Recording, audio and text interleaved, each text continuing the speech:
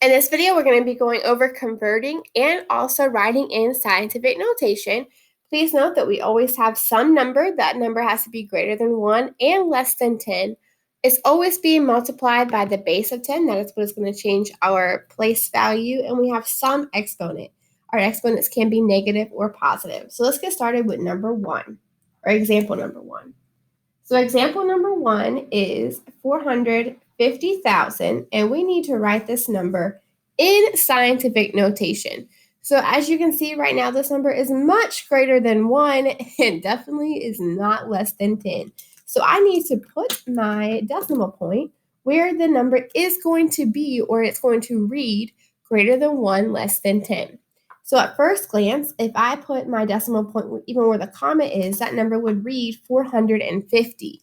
If I place it here, that number would read 45, but right here between the 4 and the 5, my number would then read 4.5, or 4 and 5 tenths. We're always going to be multiplying by the base of 10, and I need to figure out what exponent to use. So let's start here and take it all the way out. So 4.5 will be multiplied by 10, 1, 2, 3, 4, 5 times to get the original number. Okay, let's try another one.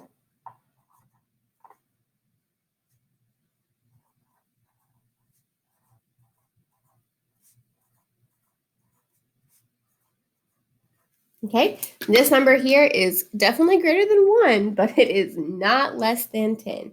So where would I need to place my decimal point so the number would read greater than 1, less than 10? If I put it here where this comma is, my number would only be reading 36. That is still not less than 10. However, if I place it right here between the 3 and the 6, my number would read 3.6, or 3 and 6 tenths. I'm always multiplying by the base of 10, and let's discover what my exponent needs to be. I'll start using a different color here. So here I'm going to multiply 10, 1, 2, 3, 4, 5, 6, 7, 8, 9, 10 times to get back to my original number that I had. So 3.6 times 10 to the 10th power. Okay, what happens when my number is definitely less than 10? Okay, so I have 0.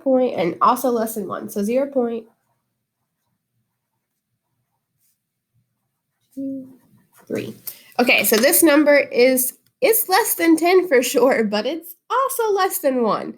And so my number needs to be greater than 1. So where could I replace or move this decimal point so my number would read greater than 1? If I was to place it here, that number is still not bigger than 1 because it would be 0.23. However, if I place it right here in between the 2 and the 3, my number would read 2.3, and 2, which is my whole number, is greater than 1 and less than 10.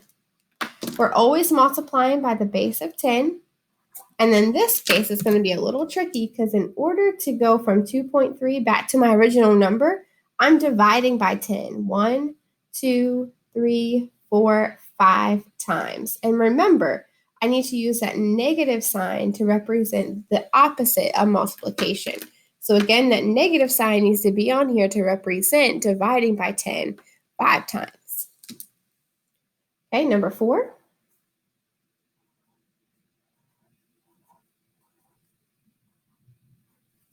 Okay, in this case, 0.0004 is definitely less than 10, but it is also less than 1.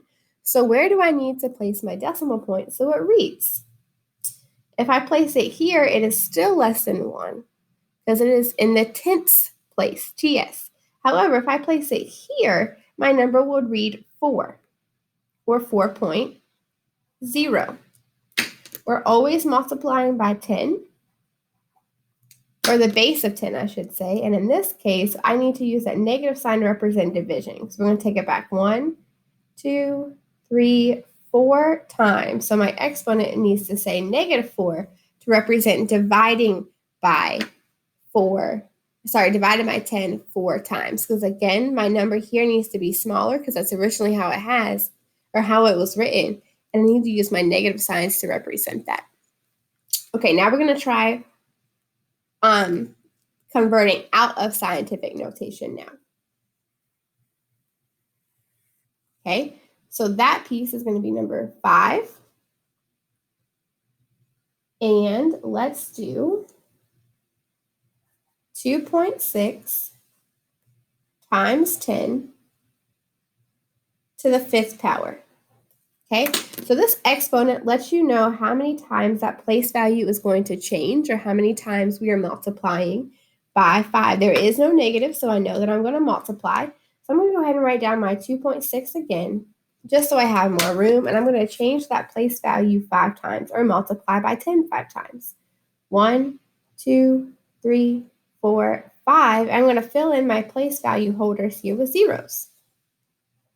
So my new number, whenever I write it, is 260,000, because my comma would go right here after the 3 zeros. Okay, let's do one more in that form. So number 6,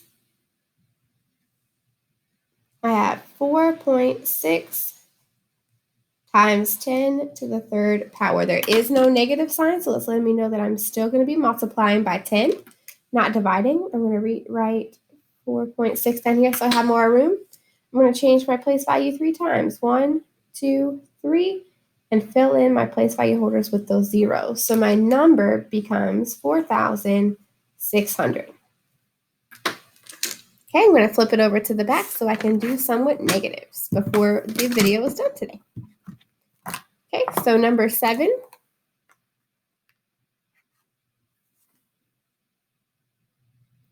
We're going to do 2.5 times 10 to the negative 4th power. So in that case, I see a negative sign. So that means I'm doing the opposite of multiplying by 10 4 times. So I need to be dividing by 10 4 times. So that lets me know that my number is going to get smaller because I'm dividing by 10 and I'm changing my place value in the opposite direction 10 times. So it's getting smaller. 1, 2, 3, 4 times. And I'm just going to fill in my zeros, my place value holders there with zeros. So my number is now 0.00025. And you can also add a 0 in front of the decimal point. It is not going to change the number at all. Okay, let's do number 8. One more with a negative exponent. Let's do 4.3 times 10 to the negative 6th power. So again, that negative 6 is letting you know that you are dividing by 6, or dividing by 10, 6 times. Again, because of that negative sign, that's letting you know we're doing the opposite. And so therefore, we're going to be dividing by 10 6 times. So let's take 4.3, and we're going to divide by 10 6 times. So we're going to take the place value back. 1, 2, 3, 4, 5, 6 times. Again, it was 1, 2, 3, 4, 5, 6 times. And I'm going to fill in my place value holders with zeros. Okay, so my number has decimal point, and then 1, 2, 3, 4, 5 zeros. 4, and then a 3. And again, if you add the 0 out in front of the decimal point, it is not going to change your number at all.